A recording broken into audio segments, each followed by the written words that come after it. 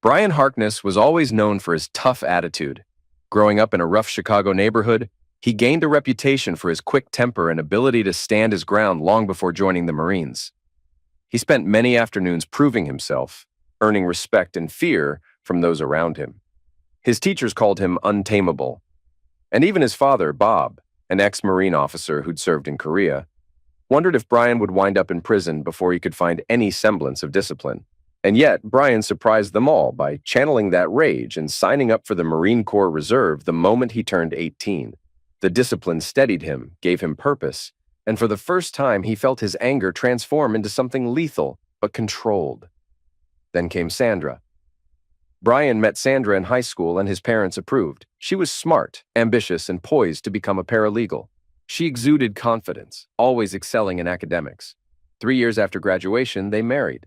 Sandra became a paralegal, pushing Brian to take extra shifts at a mechanic's shop to maintain their lifestyle. With her legal career and his Marine Reserve pay, they built a stable life, but tension simmered beneath the surface. She insisted Brian do better than the Marine Reserves. She boasted at her law firm that she was going to marry up in the world, that her brawny Marine was going to make them rich or at least comfortable. Her remarks about real men stung, making Brian feel small. Yet when he confronted her, she'd soothe him with sweet words and seductive charm, keeping him hooked. Everything shattered in March 1967 when Brian volunteered for Vietnam. His father, a veteran, understood. Sandra raged, furious at his decision. That night, she let him have it. "You're going to leave me here, in this dull neighborhood, while you run off to show off in Indochina?" she spat, voice dripping with disdain. "Do you have any idea what that'll do to our finances if you come home in a box or in pieces?"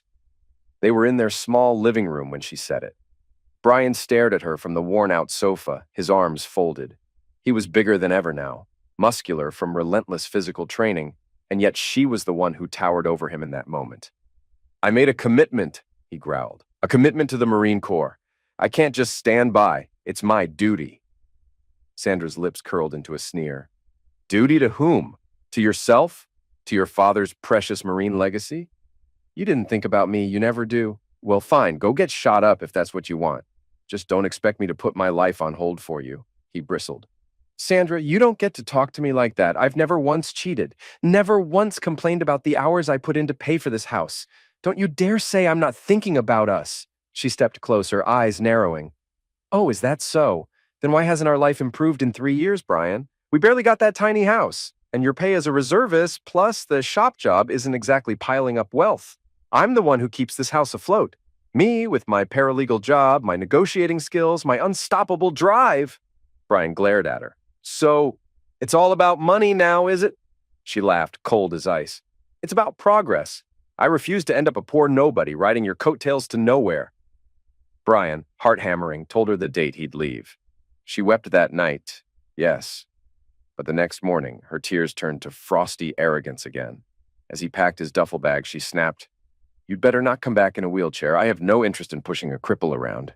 His anger flared. "Sandra, have some humanity." "Humanity? Look who's lecturing me about humanity," she scoffed. "Going off to a war half the country hates. Don't be surprised if I find someone new while you're over there playing hero." He nearly roared in fury, but bit his tongue.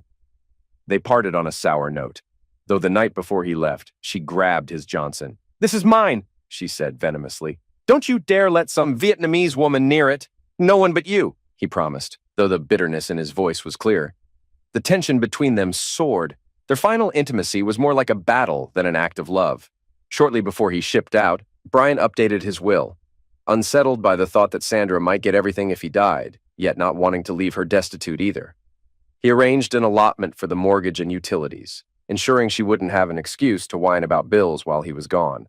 Then he left for Vietnam, bearing a new tattoo across his chest. Death before dishonor. Vietnam was worse than Brian imagined. Blistering heat, relentless mosquitoes, and the stench of fear mixed with gunpowder. As a mechanic and fire team leader, he faced constant tests. At first, active duty Marines dismissed him as a reservist, but his fierce determination in combat earned their respect. They called him Pitbull for his clenched jaw intensity in battle. While others sought escape in bars and brothels, Brian remained loyal to Sandra, despite her sharp tongue. His buddies teased him, especially Harker, who joked, "Bet someone's sleeping with your wife back home." The thought haunted him.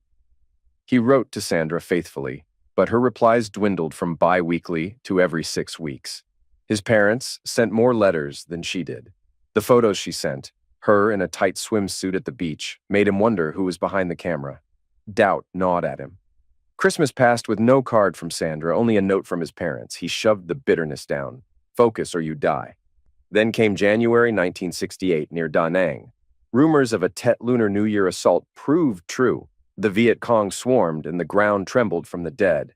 Brian's squad was pinned. Harker and 3 others fell in the first wave. Screaming, Brian fired back. A bullet tore through his leg. Another gashed his cheek to the bone. Shrapnel nearly severed his ear. Yet he refused to fall, rallying his team until reinforcements arrived. Just in time to hold the line. When medevac choppers finally touched down, Brian was nearly delirious with pain and blood loss. While being lifted away, he stared at the bodies of Harker and the others. Their sight tormented him as the chopper soared. He wondered if it wouldn't have been better to die there than face the unknown at home. He woke in a military hospital in San Francisco. Doctors told him they'd saved his leg, though it'd never be the same. A bandage covered his ear, leaving a twisted stub. The bullet that grazed his cheek required extensive stitches. He was stable, they said, but would face months of therapy. He wasn't alone for long. His parents appeared, tears in their eyes, but Sandra was conspicuously absent. Bob, his father, tried to lighten the mood. "Damn, son," he said with a forced grin. "I thought I taught you to duck." Brian managed a lopsided smile. "Guess I forgot." His mother patted his arm. "We're so proud, Brian.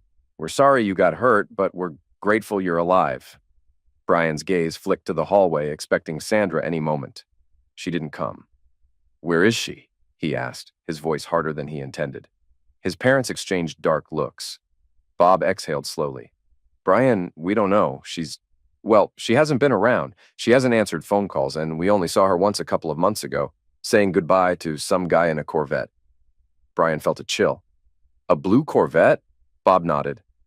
"Yes, junior partner from her firm, I believe. I saw Sandra at the door in a bathrobe. She waved to him and didn't say much to me. Since then, I've been checking on the house. It's a mess. Notices about unpaid bills, rotting food, mold, the works." Brian's face, half bandaged, burned with anger. "Son of a—" "Careful," his mother cut in. "You need your strength to recover." But Bob pressed on. "We also found out she's draining your accounts. The bank statements show large withdrawals, cash. I covered some utilities so they wouldn't shut off the power." "I'm sorry, son." Brian closed his eyes, rage coiling inside. He remembered Harker's warnings. "Jody's probably at your house right now." Harker had joked. But it wasn't a joke. A storm brewed in Brian's mind, threatening to swallow him. He wasted no time contacting a Navy legal officer. Papers for power of attorney were drawn up, giving Bob and Brian's mother the ability to freeze the accounts, remove Sandra's name, and salvage what they could. His father offered to hire a private investigator, George Williams, a retired policeman. Brian agreed. "Do it," he said. "I want the truth. All of it." The next day, Bob called with grim news. "Sandra's been taking nearly all your pay. She's living God knows where with that swagman fellow." Brian hissed, "Swagman?" "Yeah, that's the bastard's name." "She also left the house in shambles," Bob continued. "The bed's stained and disgusting. I think she's using it with him." "Burn it," Brian said coldly. "Burn every sheet. I don't want a trace of her filth on anything I own." His mother tried to comfort him. "We'll fix this, Brian." But all he could see was red.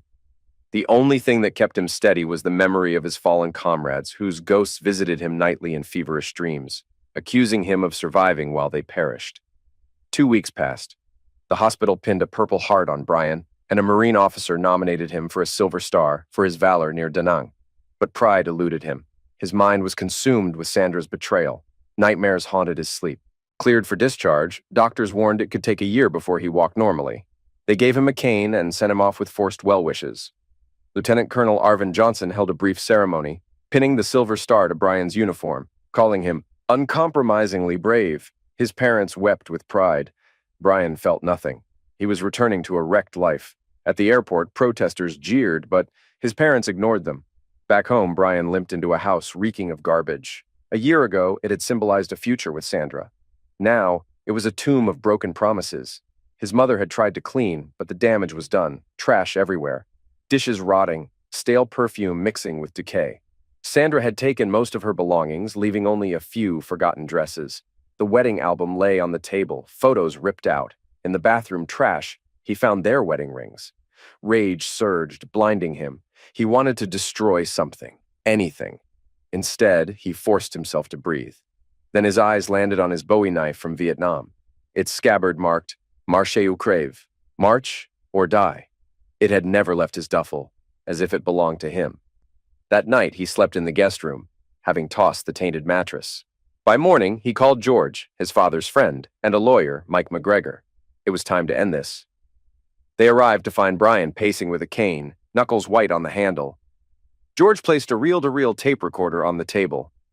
"I've been following Sandra and that slime Eric Swagman for weeks," he said. "Wait until you hear this." When the tape started, background noise from a steakhouse hummed beneath the conversation. "So Sandra, have you thought about my proposal?" came Swagman's smug voice. "I'm not sure I can do that to Brian," Sandra replied, a hint of hesitation. "Yes, I cheated and now I'm pregnant, but telling Brian to raise it while I still sleep with you? That's too much." "Don't be naive," Swagman sneered. "He's a gullible idiot who worships you. We can threaten him with divorce, alimony, child support. He's just a Marine grunt. No big deal. Besides, if he won't sign on, we can fix it another way." "What do you mean?" Sandra asked. "Houses catch fire," Swagman said softly.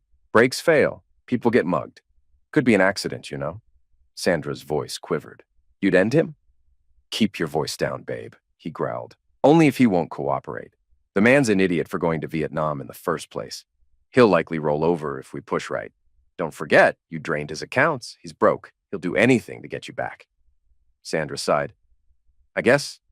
He's never been rich, and it's time I had a partner who can give me a better life." Brian's hands shook. The tape ended. Lawyer Mike McGregor sat back in his chair. "That's conspiracy. Possibly attempted murder, theft, you name it," he said. Brian's face hardened. "She wants me to raise their bastard child while she sleeps with him in my bed?" "It gets worse," George said, rewinding the tape, playing another snippet. "What kind of man leaves his wife for a war?" Eric chuckled. Sandra laughed, a harsh sound. "A fool. If he'd stayed, maybe I'd have stayed loyal." "But this is so much more interesting, Eric. Brian's too old-fashioned, too poor. With your drive, we can make serious money." "Damn straight," Eric said. "Anyway, if he gets in our way, we'll take him out. The firm will cover us. They love me. And with your legal knowledge, we can handle any accidents." George clicked off the recorder, cold fury in his eyes. They think no one can touch them. Brian clenched his jaw so hard his cheek pounded. He forced himself to speak. "Mike, I want everything I can get in the divorce. The house is mine. She's not seeing a cent." Mike nodded. "Already filed. We're also suing Swagman for alienation of affection, and the DA might pursue criminal charges. As for Sandra, we're hitting her with adultery and abandonment. Plus, we're freezing your accounts and removing her name. She can't touch your money again." George took a breath. "Brian, watch your back. They mentioned tampering with your brakes or burning the house. I've got friends in the police who'll keep an eye out, but still, keep your doors locked. Watch your six." Brian stared at the Bowie knife on the table. "Believe me, I'm not letting them take me by surprise."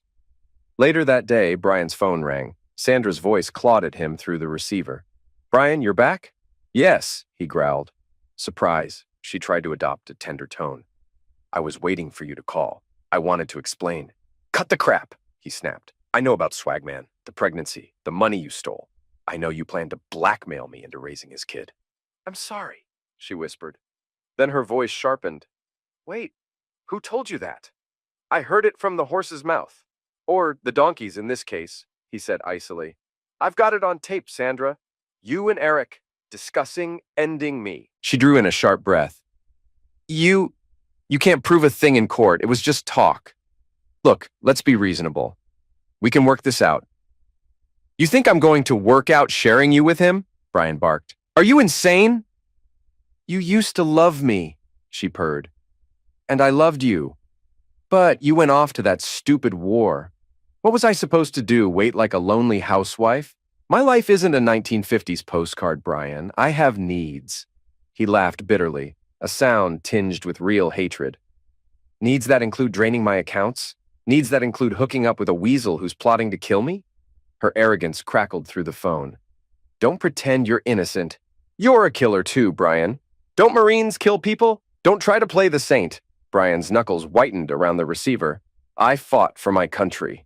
You screwed me over for greed. She paused, then spat. You're not man enough to understand. Eric is powerful, wealthy, something you'll never be. He's everything you failed to become. Before Brian could unleash a torrent of curses, Eric's voice interrupted, shouting, Hang up on him, Sandra. He's worthless. Brian smiled grimly. You both better lawyer up and watch your backs. Because I'm coming for everything you have. Eric laughed. You can try, soldier boy. I'll bury you alive. You hear me? You're finished. The line clicked. Brian stood there, breath ragged. Eventually, Amelia's presence in his life would shift everything, but at that moment, all he could see was revenge. That evening, Brian, seething, limped to his old pickup truck, ignoring the pain in his leg. He decided to drive to a bar called the Watering Hole, a place he used to frequent. Yet, the neighborhood had deteriorated. Dark alleys, suspicious silhouettes. Neon lights flickered ominously outside. He parked and made his way in. The stench of cigarette smoke, spilled beer, and stale sweat assaulted him. The old faces he once recognized were gone, replaced by rough sorts wearing gang colors. He sat at the bar, quietly sipping a beer. His anger hammered away inside his skull, but he tried to drown it with alcohol. Suddenly, he heard a muffled scream from outside. Heart pounding, he rushed into a side alley, cane forgotten. There, 5 or 6 men circled a young woman, some brandishing knives. She was pinned against a grimy wall, tears streaking her face. Help! She gasped. Brian's fury flared, combined with a shred of protective instinct left over from war. He drew the Bowie knife from under his jacket. Let her go! He roared. One of the men turned, eyes narrowed. Back off, old soldier, or I'll cut you up! Brian pressed forward, letting the soldier in him take control. The thug lunged. Brian dodged, slashed the man's wrist, sending the switchblade clattering. The others advanced, but a couple, seeing Brian's half-scarred face and savage eyes, backed away. 2 remained, brandishing weapons. Brian blocked a strike, slicing open a man's forearm. Another hammered him from behind with a piece of wood. Brian staggered but whirled, ramming his elbow into the attacker's gut. Police sirens wailed just as the men scattered. The woman collapsed, sobbing. Brian felt blood trickle down his face. His stitches reopened. Cops arrived in time to cuff a couple of the injured gang members. One officer recognized Brian. For crying out loud, Harkness! Didn't George warn you about this area? Brian shrugged, panting. I've faced worse.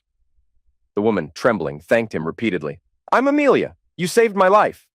She looked at his wounds, eyes wide with concern. You're bleeding. He shrugged again, trying to play it off. I've had worse injuries. When the ambulance arrived, the paramedics patched Brian's reopened stitches. The police let him go with a warning to stay away from trouble. Amelia, still shaking, said she had nowhere to go. She'd been living in her car after fleeing an abusive boyfriend.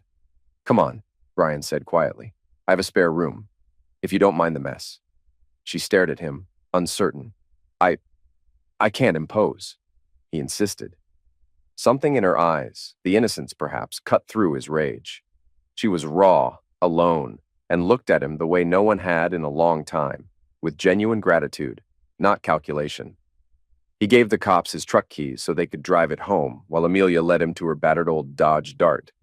On the ride, she timidly asked, Were you in Vietnam? I saw you on the news. You got a Silver Star. Yeah, he muttered. Don't remind me. He said nothing about Sandra. He was too raw, too ashamed. His mind buzzed with all he had lost. But he felt something stirring. Maybe saving Amelia was a sign he hadn't lost all sense of honor. Amelia quickly became part of Brian's life.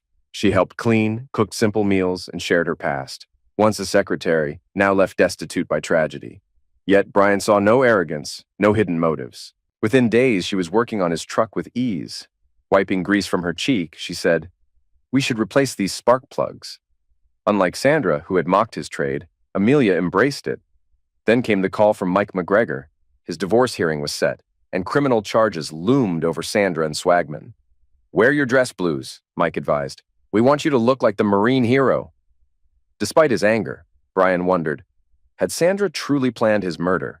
The evidence said yes, but he still recalled the girl he once loved. He cleaned his uniform, polished his medals. You look incredible, Amelia whispered, touching his eagle globe and anchor. He forced a smile. I'm still about to face my traitorous wife. She traced his scar. She's the fool. Soon you'll be free. Brian pulled her close.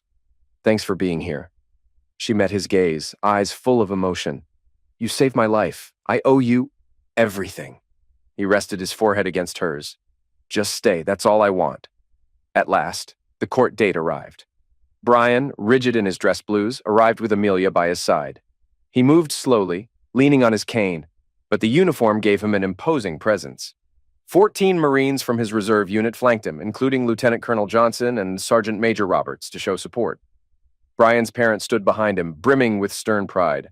Across the aisle, Sandra strutted in wearing a tight-fitting dress that showed her pregnant belly, accompanied by Eric Swagman in an expensive suit.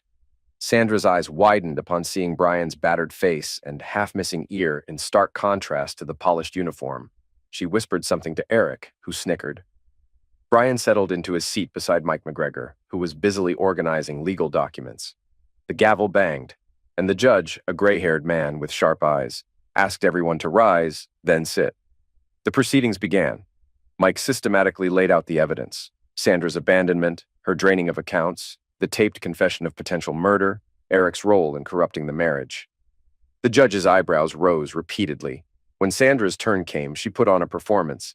"Your Honor," she said, voice laced with faux remorse, "I never wanted to hurt Brian, but he left me in dire financial straits.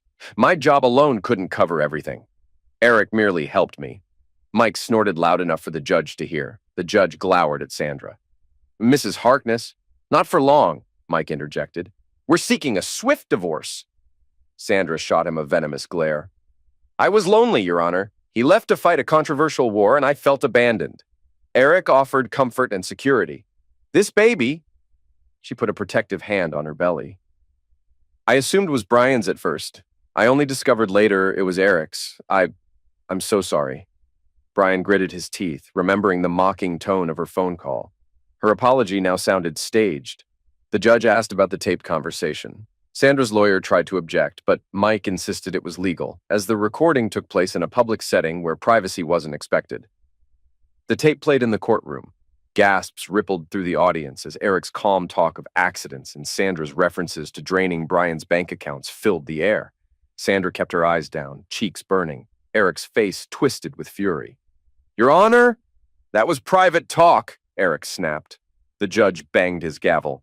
"Quiet, Mr. Swagman. Considering the nature of these statements, I'm not inclined to be sympathetic." Eric rose, shouting, "This is all garbage! He's just a grunt who thinks he can walk in here with a uniform and—" "Sit down," the judge snarled. "You speak out of turn again. I'll hold you in contempt." When the judge delivered his verdict, it was devastatingly one-sided. He granted Brian an immediate divorce on grounds of adultery and abandonment. Sandra was ordered to pay back half the stolen funds, $7,100, within 6 months.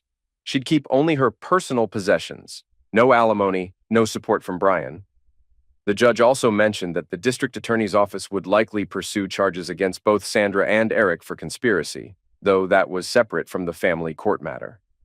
Finally, Eric stood, face contorted. He lunged at Brian, sending a chair scraping. "You bastard, I'll break you!" But 2 bailiffs tackled him to the ground, handcuffing him. Sandra stood back, horror in her eyes. She tried to speak to Brian, but Amelia stepped between them, eyes blazing. "Don't you dare," Amelia hissed. "You lost the right to talk to him the second you plotted to kill him." Sandra's composure wavered. I never would have done it. I was confused." Brian spoke, voice low. "You left me rotting in a hospital, pregnant with another man's child, and took every cent I had. You made your choices, Sandra. Live with them." In the weeks that followed, the scandal spread. Eric lost his position at the law firm, was disbarred after an investigation revealed multiple ethical violations, and faced a civil lawsuit from Brian's side. Sandra kept her paralegal job, barely, due to her advanced pregnancy and a pity extension from the firm's senior partner. But rumors whispered that she might be cut loose after the baby. The baby itself, heartbreakingly, never made it. Sandra miscarried under the stress and learned she wouldn't be able to conceive again. Yet Brian's thirst for revenge had only grown. The recorded conversations confirmed Eric's talk of murder. Even if the DA didn't have enough to lock him up, Brian refused to let him get away scot-free. Dark thoughts plagued him at night. Sometimes he dreamt of sneaking up behind Eric with the Bowie knife, hearing his pleas, or setting up a little accident with the man's fancy Corvette. The old Brian would have hesitated, But the new, twisted version, the one shaped by war and betrayal, toyed with the idea. Mike McGregor and George Williams both cautioned him. "Let the law handle it," they said. But Brian's father, Bob, privately confided, "I don't blame you if you handle things your way. Just be careful." Amelia sensed the roiling hatred in Brian. She tried to soothe him. "Don't let this anger take you over," she whispered one evening, arms draped around his neck as he sat in a recliner. "You've been through war, betrayal, everything. Take solace in what we have here." Brian exhaled. "I'm trying." But a few days later, Eric got jumped outside a bar by masked men. He was beaten savagely, leaving him with lasting injuries, and a sign pinned to his jacket reading Semper Fi. When Brian heard the news, a cold satisfaction flickered in his eyes. He told Amelia, "I was here the entire night with you, wasn't I?" She looked at him, heart pounding, uncertain. Eric spent weeks recovering, flinching at shadows. His money drained from fighting lawsuits and paying hush money. He tried to appeal the disbarment, lost, and eventually got tangled in legal fees that swallowed most of his assets. Rumor had it he was living in a shabby motel. Then a few weeks later, he was found hanged in a storage unit. The cops ruled it a self-ending. Several insisted there was no sign of foul play. Others whispered that the angle of the rope looked suspicious. But the matter soon went cold. When the news reached Brian, he stood silent for a moment, then scoffed. Good riddance. He felt a strange emptiness, as if a chapter had ended but left no triumph, only more ghosts. Sandra's collapse was more prolonged. Shunned at work, riddled with guilt, she lived alone in a tiny apartment. She tried once to beg Brian's forgiveness, calling him at odd hours. He answered late one night, voice groggy. "Sandra?" A bitter laugh.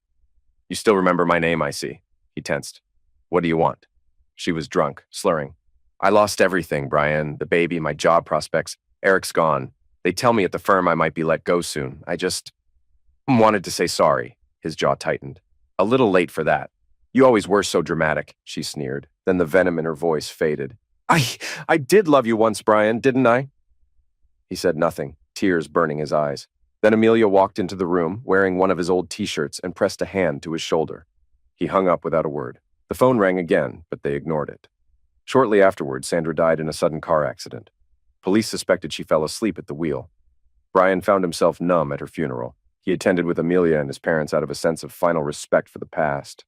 In the coffin, Sandra looked small, the arrogance gone from her pale features. Brian thought he might feel some sense of triumph, but all he felt was emptiness. Brian's life finally found stability. The lawsuits ended, granting him significant damages. Wilkins welcomed him back at the shop, doubled his pay, and later, in 1980, left Brian the entire business. Amelia kept her promise, becoming a permanent part of his life. A month after his divorce, he proposed. She accepted, eyes shining. Their wedding was a proud Marine affair, complete with a sword ceremony. Over time, his nightmares of Vietnam and Sandra faded. He stayed in the reserves, rising to Master Gunnery Sergeant before retiring in 1992. He and Amelia had 2 sons who grew up working in the shop, which flourished under Brian's leadership. Yet on quiet nights, ghosts lingered. Sitting on his porch with whiskey in hand, he stared at his Bowie knife, memories flashing. Da Nang, the alley beating, Sandra's betrayal, Eric's threats. He had won, but not without blood. Amelia would wrap her arms around him, whispering, "I love you. You're safe." Brian would nod, turning the knife in his hands. "Yeah," he'd murmur, "I am." By 2008, Brian and Amelia decided to retire from the shop, passing it on to their sons. Their life found a serene new normal. One day, as they were strolling past a tattoo parlor, Brian paused, eyeing a large sketch in the window, an intricate rose design. "Thinking about getting more ink?" Amelia teased. "You already have that death before dishonor on your chest." He gazed at her a moment, then stepped inside. She followed, confused. "What are you doing?" she asked. He removed his shirt, revealing scars, a battered ear, the old USMC ink. "I want your name over my heart," he said. "I want the world to know you're the woman who saved me from self-destruction, who gave me hope when everything else was betrayal." Tears welled in her eyes. "Brian, you don't have to." "Shh," he murmured. "I want this." The tattoo artist, a young woman covered in colorful ink, glanced at Brian's scars and paused. "You sure about the pain, Grandpa?" she joked. "That's a tender spot." He nodded firmly. "Pain's nothing new." As the needle buzzed, Brian gritted his teeth, memories flashing. Gunfire in the jungle, Sandra's betrayal, Eric's threats, Amelia's quiet strength. He endured the sting, a reminder of how far he'd come, and how much he'd lost in his pursuit of revenge. He had survived war and heartbreak, only to be saved by a woman who saw his worth when he couldn't. An hour later, the artist wiped away the blood, revealing Amelia's name in bold script. Brian's eyes burned as he traced the ink. Amelia's own tears mirrored his. This was more than a tattoo. It was a vow, a love he never thought possible after Sandra. Leaving the shop, he felt the weight of his past, but also a quiet release. He had fought with fists, bullets, and vengeance. Now, at last, he could rest. With the woman who had shown him that even after the worst betrayals, love could still break through.